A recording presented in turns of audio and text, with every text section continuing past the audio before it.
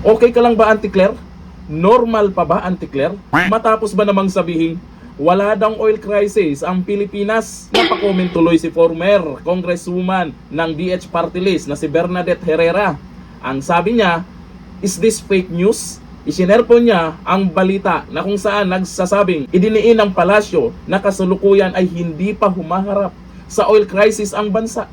Kasabay ng patuloy na sigalot sa gitnang silangan na nagre-resulta ng pagsirit sa presyo ng produktong petrolyo sa pandaigdigang merkado. Sa ginanap na press briefing ng Presidential Communication Office sa Villamor Air Base sa Pasay City ngayong Lunes, tiniyak din ni Palace Press Officer at PCO Undersecretary Attorney Claire Castro na patuloy ang pagkilos ng pamahalaan upang mapunan ang supply na kailangan ng bansa pagdating sa nasabing produkto. Ito ang pinagyayaw-yaw ni Auntie Claire. Ng oil crisis, maliwanag din po ang sinabi ni Secretary Sharon Garin ng DOE. Na sa ngayon ay hindi pa kinukonsidera na meron tayong oil crisis dahil kompleto po tayo at enough po ang supply ng langis. At nagpupursige po ang DOE at ang pamahalang ito sa utos na rin po ni Pangulo Marcos Jr.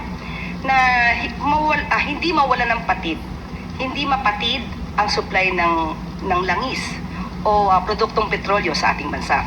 Sa katunayan, sinabi po ni Secretary Garin na mayroon na pong negosasyon patungkol sa 440,000 barrels ng fuel. At sa susunod naman po ay mayroon 600,000 barrels na maaari po tayong maangkat. Ang sinasabi po natin na wala pa po at hindi po pa dinideklara na mayroon tayong oil crisis dahil nga po sapat ang supply sa ngayon. Di wow, kung wala namang oil crisis, o sige, ando na tayo. Bakit ganun kalaki ang itinaas ng presyo? At asahan po natin sa mga susunod na araw, lalong tataas pa yan. Ito na naman si Auntie Claire. Baka nagjo-joke ka lang ha. Kasi dyan sa balitang yan, marami na namang natawa. Yung sinasabi ni Auntie Claire ngayon na walang oil crisis, di ko lang alam kung maniniwala ang taong bayan. Sa bagay, ang sabi kasi nila, masakit ang katotohanan. Kaya siguro itong sa Auntie Claire, ayaw niyang sabihin kung ano talaga yung totoo. Ngayon, yung mga nag-comment dyan, ang sabi, fake news daw, fake news. Magbasa tayo ng komento. Kasi itong former congresswoman ay hindi po pinalagpas yan at napakomment po kung fake news ba daw. Ayon po dito kay Eddie Gamboa, walang crisis pero tumaas.